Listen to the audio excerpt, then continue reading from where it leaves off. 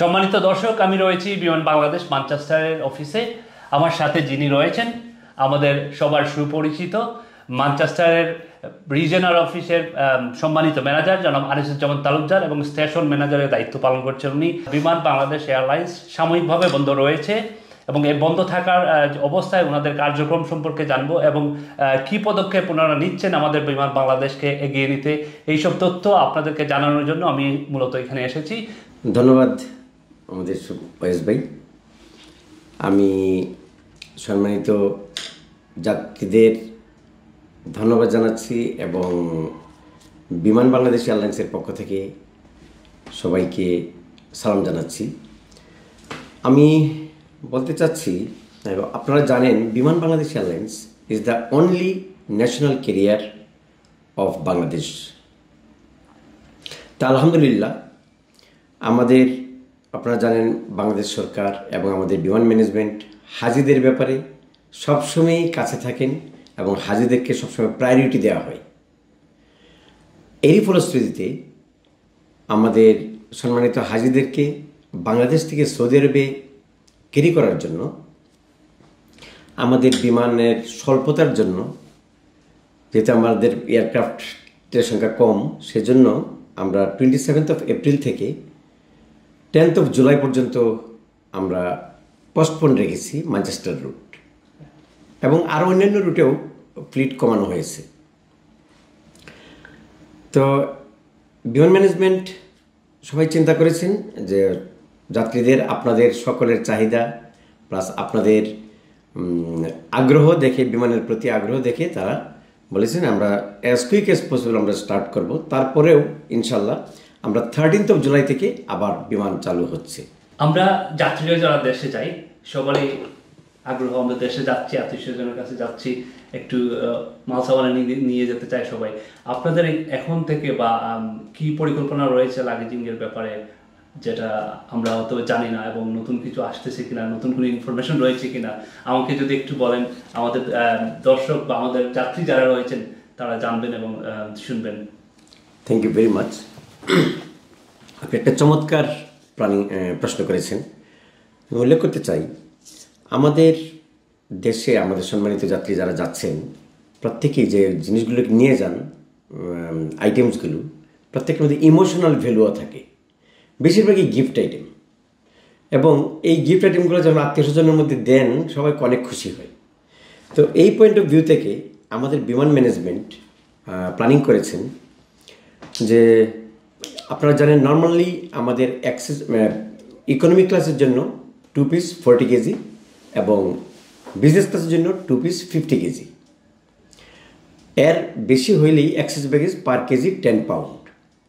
But এখানে আমাদের বিমান ম্যানেজমেন্ট চিন্তা করেছেন যে মানুষকে যেন সুন্দর মতো ব্যাগেজ নিয়ে যেতে পারেন দেশে, উদ্বুদ্ধ করার জন্য, তাদেরকে আগ্রহ বাড়াই দেওয়ার জন্য আমরা 2 পিসের বাহিরে এক্সট্রা পিসেস সেটা আমরা অপশন নিয়ে এসেছি। যেমন 3rd পিস যদি আপনি নিতে চান 15 কেজি পর্যন্ত যদি নেন তাহলে আমাদের হওয়ার কথা 150 পাউন্ড, বাট আমরা রাখছি 100 পাউন্ড। আর এটা যদি 20 কেজি পর্যন্ত হয় তখন হওয়ার কথা 200 পাউন্ড, বাট আমরা এখানে রাখছি 130 পাউন্ড, 70 পাউন্ড সেভ। এবং থার্ড আছে আপনার আরেকটা অপশন, যেমন 25 কেজি পর্যন্ত হওয়ার কথা 250, বাট আমরা এখানে রাখছি 160 পাউন্ড, এখানে 90 পাউন্ড সেভ আপনার পার পিসে। এখানে আরেকটা আপনার খুশি হবেন জেনে, আগে ছিল আমরা একটা এক্সট্রা পিস 1 পিস, 2 পিস আপনার ফ্রি ব্যাগেজ অ্যালাউন্স এবং একটা পিস আমরা এক্সট্রা দিতাম, এটা 3rd পিস। এখন বিমান ম্যানেজমেন্ট আপনাদেরকে আরও সার্ভিসটাকে সুন্দর করার জন্য আরও একটা পিস বাড়িয়ে দিয়েছে।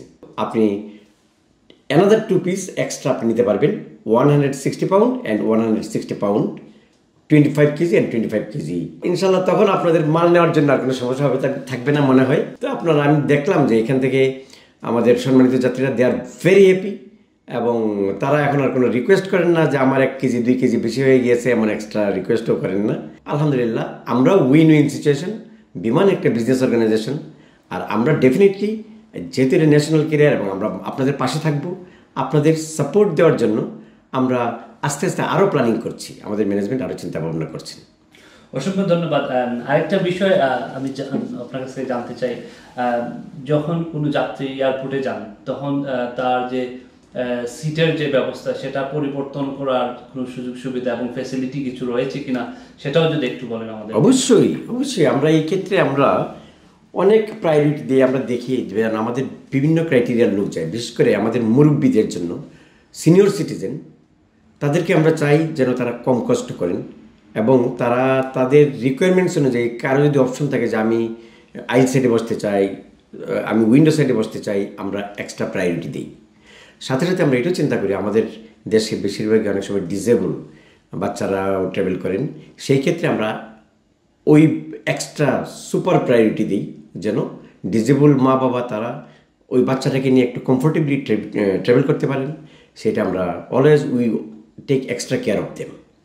সাথে সাথে আমরা জানি যে ইনফ্যান্ট যারা নিয়ে যায়, ছোটো বাচ্চাদেরকে নিয়ে যায়, সেই ক্ষেত্রেও আমাদের সিট থাকে অ্যাকচুয়ালি ইনফ্যান্টের 5টা সিট, কিন্তু দেখা যায় কোনো কোনো ফ্লাইটে 10 জন 12 জন ইনফ্যান্টও যায়। বাট আমরা সাধ্যমতো চেষ্টা করি ওই সবাইকে বুঝিয়ে শুনিয়ে মানে সুন্দর মতো অ্যাকোমোডেট করার জন্য। আরেকটা বিষয় যেটা সিট আপগ্রেড করার যে বিষয়টা, প্রাইসিং এইটা যদি একটু বলেন আমাদেরকে। এটা তো আরেকটি চমৎকার আমরা প্রশ্ন করেছেন। আমরা এয়ারপোর্টে যা করি সেটা হলো, যদি আমাদের বিজনেস ক্লাসে সিট অ্যাভেলেবল থাকে, if any passenger if they are interested to travel business class, তখন আমরা এনকারেজ করি তাদেরকে একটা মিনিমাম প্রাইসে আপগ্রেড করে দেওয়ার জন্য।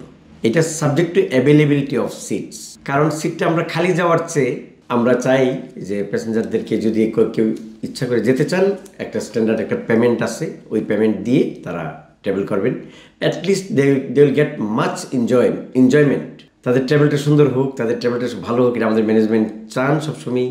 এবং আমাদের ম্যানেজমেন্ট বারবার বলেন যে প্যাসেঞ্জারের প্রতিটা সাইড তাদেরকে খুশি করার জন্য যে তাদের জার্নিটাকে বলে হোম ইন দ্য ইয়ার, এই ইয়ারটাকে তাদেরকে উপভোগ সুন্দর মতো করতে পারেন।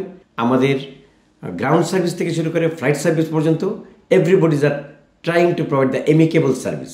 অসংখ্য ধন্যবাদ জনাব আনিসুজ্জামান আনিস, আমাকে সময় দিয়েছেন। শেষবারের মতো আমি আপনার কাছে একটা মেসেজ শুনতে চাই আমাদের দর্শক এবং আমাদের যাত্রী যারা রয়েছেন, এজ এ ম্যানেজার হিসাবে, রিজনাল ম্যানেজার হিসাবে, স্টেশন ম্যানেজার হিসেবে আমাদের বিমানের যাত্রীদের জন্য আপনার কি মেসেজ রয়েছে? সেটা ইনশাল্লাহ আপনাদের সম্মানিত যাত্রীদেরকে মনোযোগ আকর্ষণ করছি।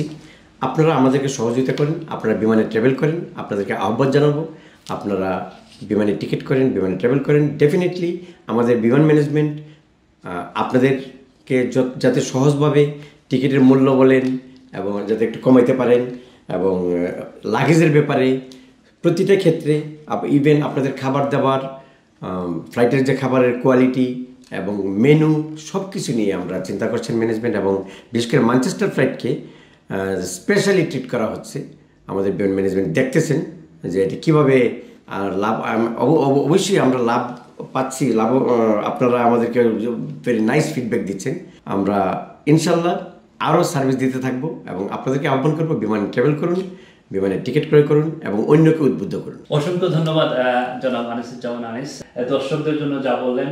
আমরা যেন সবাই মিলে আমাদের মাতৃভূমির যে ক্যারিয়ার রয়েছে বিমান বাংলাদেশ এয়ারলাইন্স, আমরা সবাই যেন বিমান বাংলাদেশ এয়ারলাইন্স ব্যবহার করি, আর আমরা যেন শান্তিতে দেশে ফিরে যেতে পারি, আসতে পারি। এই জন্য সবাইকে আহ্বান জানাবো, আপনারা বিমানের টিকিট করবেন, বিমান ট্রাভেল করবেন, বিমানের সাথে থাকবেন, দেশের উন্নতি অগ্রগতিতে ভূমিকা রাখবেন।